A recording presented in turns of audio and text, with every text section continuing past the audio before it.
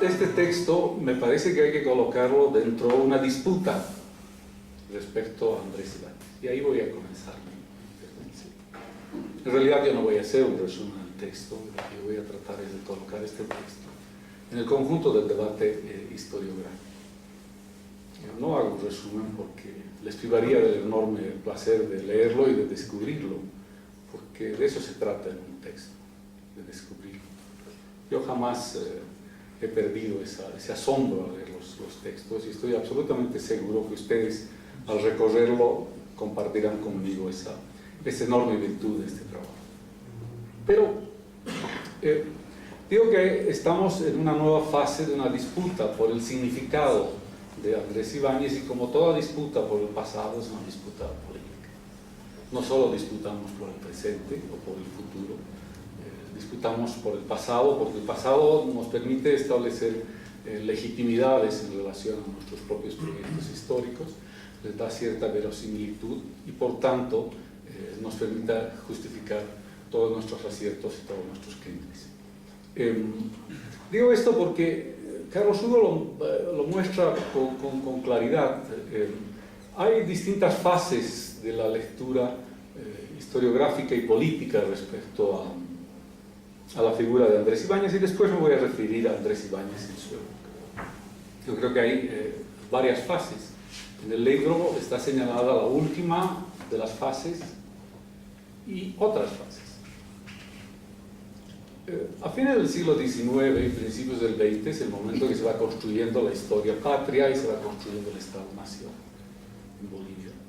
Y este Estado-Nación tiene algunos elementos básicos, centrales, que van a aparecer en la historiografía y en la producción política y literaria respecto a una figura que permite distintas lecturas y distintas aristas, como es Andrés Ibáñez. Una de las lecturas proviene de esta visión centralista y domesticadora, civilista de fines del XIX, principios del XX, y como dice Carlos Hugo, se ancla básicamente en una personalidad polémica y complicada, por tanto, como es Alcides Arguedas. Alcides Arguedas tendrá una mirada de Andrés Ibáñez, un federalista y un socialista anarquista, según la mirada de Carlos Hugo Molina, como el símbolo del desorden y el desacato social. Porque es a fines del siglo XIX, principios del XX, que es necesario un programa y un proyecto civilizatorio que va a chocar contra todas las herencias políticas y culturales que provienen de la tradición indígena y de la tradición colonial. Este momento disciplinario, este encerramiento, como diría Foucault, tiene distintas facetas.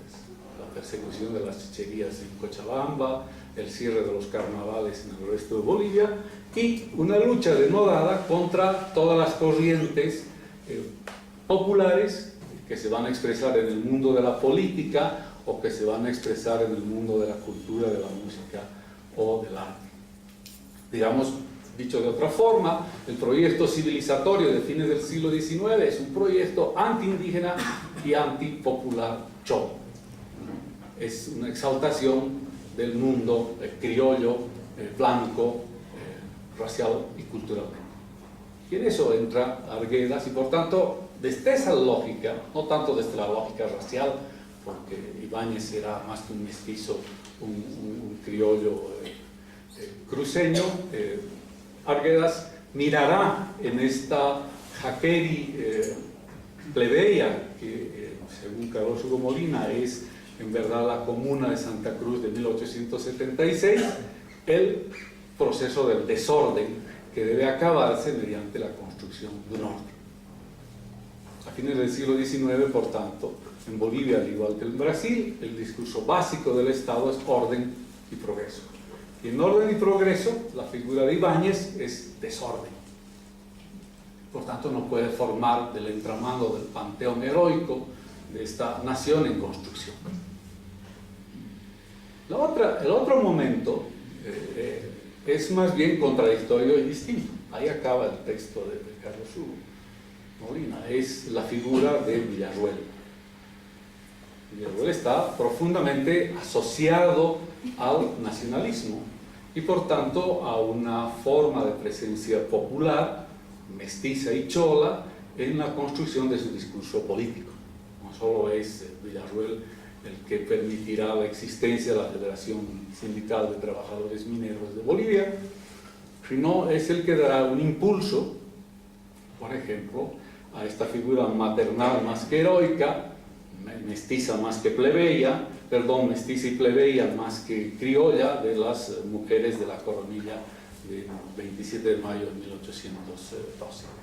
Será Villarroel quien entronizará a las cholas del mercado, cosa que yo creo profundamente que fue así, como las heroínas, las víctimas de este proceso del 27 de mayo de 1812. Pero Villarroel será también aquel que en su literatura, y digamos más que Villarroel, el periodo de Villarroel, será aquel que, y Villarroel mismo, que creo que creará la provincia Andrés Ibáñez, quien recuperará la imagen de Andrés Ibáñez. Pero es una imagen, siguiendo la lectura de Carlos Hugo Molina de su libro, es una imagen cercenada, porque es más bien la imagen vista desde el punto de vista social y no desde el punto de vista regional. Porque el Estado-Nación que Villarroel está construyendo, centralista, abarcativo, homogéneo socialmente, una figura que fuera descentralista, no cuajaba muy bien en su panteón o en su mirada respecto de ese pasado. Basta leer para eso no solo la exaltación de Belsu, que se va a hacer paralelamente, sino basta leer Nacionalismo y Coloniaje, o basta ver las intervenciones de los nacionalistas revolucionarios en la Asamblea Constituyente de 1938, donde Walter Guevara dirá que el problema básico de este país no es la abundancia de Estado, sino la ausencia del Estado. Entonces, en el mundo donde el Estado falta y donde la descentralización sobra, es claro que Villarroel va a tener una lectura de Andrés Ibáñez, más bien esta idea de una suerte de hombre popular y mucho menos, o casi nada, el hombre de la federalización o, si quieren ustedes, de la construcción de una nueva relación entre las élites criollas y el Estado-Nación en ciencias. Pero, sin embargo, Carlos Hugo lo menciona, pero yo quisiera detenerme en esto. Carlos Hugo piensa que, en realidad, Andrés Ibáñez, y espero no equivocarme en mi lectura, es una suerte de prudoniano cruceño. Pero este punto, que no voy a debatir mucho, me permite ver otra lectura posible de Andrés Ibáñez, que es la que realizó Lora. Claro, yo como un buen trotskista recuerdo permanentemente a Guillermo. Pues claro, uno es trotskista y es cura y es militar para toda la vida, ¿no? Yo he sido trotskista y lo seré hasta el final de mis días. Entonces, pero claro, Lora decía que miraba a Andrés Ibáñez como una suerte de precursor incompleto del proceso de la construcción del socialismo. Es decir, es un socialismo en el cual no puede reconocerse Lora simplemente porque el socialismo de Lora es el socialismo de la clase obrera. Y el socialismo de Andrés Ibáñez, si es socialismo, es el socialismo igualitario de los artesanos. Va a tener que haber una suerte de relectura del proceso artesano, de los artesanos, a través de los trabajos de Silvia Rivera y de, ¿cómo se llama la que escribió? La Zulema Alem, pero también estas son las culinarias del buen gusto, ¿no es cierto?, para repensar el rol de los grupos de artesanos, de trabajadoras del hogar o trabajadores de la cocina, diferente a esa lectura lineal que Lora tenía. Por tanto, tampoco Lora podía colocar en un buen lugar a Andrés Ibáñez, porque Lora, en su visión marxista, leninista, no puede pensar un socialismo basado en un principio proudhoniano. Como lo recuerda Carlos Hugo, este es el viejo conflicto entre Marx y los anarquistas, o entre los leninistas, proto-stalinianos, y las fuerzas anarquistas posteriores, o para ir más allí, y voy a decir una barbaridad dado el auditorio, entre la República Española y los anarquistas españoles. Son formas diferentes de construcción del discurso político, de la revolución y del Estado. Entonces Carlos Hugo me parece que logra sortear todas estas cosas y colocarnos a Andrés Ibáñez algo distinto de estas lecturas entre positivistas, liberales de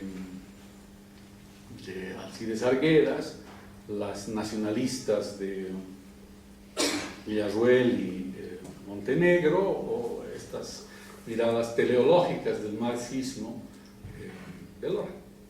Creo que eso ya es una enorme virtud. Pero simplemente para concluir, me gustaría pensar un poco ahora sí, ¿en qué momento colocar a Andrés Ibáñez? Yo escribí en un libro hace 20 años atrás una cosa de la cual, después de leer el texto de Carlos Hugo Molina, no sé si borrar en todos los libros o quemar el libro, no sé qué haré. Entonces yo dije ahí que Andrés Ibáñez es una suerte de, siguiendo a Hobsbawm, mis lecturas de esos años, que era un rebelde conservador. Entonces me di cuenta que en realidad Hobsbawm estaba razonando en los términos de una lógica teleológica. La verdadera revolución es la revolución obrera, no existe otra. Ahora, ¿dónde nació Andrés Ibáñez? ¿Cuál puede ser el discurso de Andrés Ibáñez? ¿En qué momento aparece Andrés Ibáñez? Hace muchos años hay otro texto también muy importante, que es el de Salvador Romero, a quien recuerdo y mando un saludo donde quiera que esté él, con mucho afecto, mucho cariño.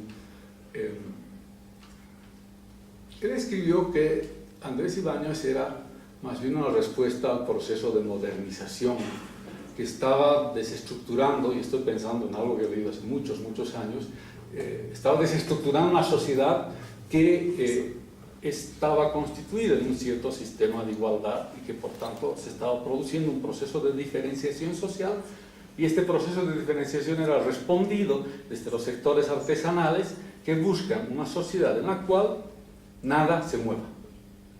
Por eso es que yo decía que eran rebeldes, pero a la vez conservadores, ¿no? Buscaban un nuevo mundo, buscaban conservar el mundo que ellos tenían. Sin embargo, no es tan así. Santa Cruz, hacia 1876, es una sociedad de frontera, al otro lado de la frontera, que no tiene muchos nexos con el mundo del occidente, no los tendrá hasta los años 50 del siglo pasado, y que no sufre de la modernización de la sociedad, sufre más bien de la ausencia de modernización de la sociedad. Y a mí me parece que el discurso de Andrés Ibáñez cabalga entre esos dos mundos, entre una demanda de modernización que se traducirá por la vía de la incorporación al sistema político. Hay algunos textos que recuerdo de él que ellos lo dicen, hacia el sector, hacia la incorporación de esa economía en el mundo andino, que es mercado, que es modernidad, que está en proceso de transformación capitalista, en el proceso de acumulación originaria, versus esta otra idea de mantener un cierto aislamiento basado en un sentido de privilegios y de conservación de equidades, igualdades en una sociedad, si no pueblerina, al menos parecida a una sociedad de esas sociedades sin clases de las que habla Ipitonsky. Ahora, entonces, la demanda de Andrés Ibáñez tendría que haber cabalgado entre ambas cosas. Y eso solo se entiende si uno mira la cuestión en el proceso de larga duración. Andrés Ibáñez, la rebelión de los domingos, la 1899, que tiene menos sentido en Santa Cruz, la rebelión de los 20 y los procesos de luchas regionales de los 50 hasta hoy en Santa Cruz. Es una mezcla de ambas cosas. Por un lado de articulación al sistema político, por otro lado de separación del sistema político. La segunda cosa que me llama la atención es, ¿era realmente una sociedad homogénea? Esta pequeña ciudad de Santa Cruz, de 10.000 habitantes, 5.000, 2.000 familias. Y a mí ahí hay algo que se me ocurre simplemente como pregunta, y no es algo que Carlos Hugo tendría que haber respondido para responder el conjunto de cosas. Pero en un sentido comparado, ¿cómo entendemos una sociedad como la cruceña versus una sociedad muy parecida como las de Asunción? ¿Y cómo procesamos en esta sociedad, y con eso voy a ir acabando, cómo procesamos en esta sociedad una relación compleja y difícil, primero con el mundo mestizo y segundo con el mundo indígena? ¿Qué quiero decir con esto? ¿Hasta qué punto esta sociedad era racialmente homogénea en la Santa Cruz de 1876? Carlos Hugo dice que lo era. Me parece que habría que mirar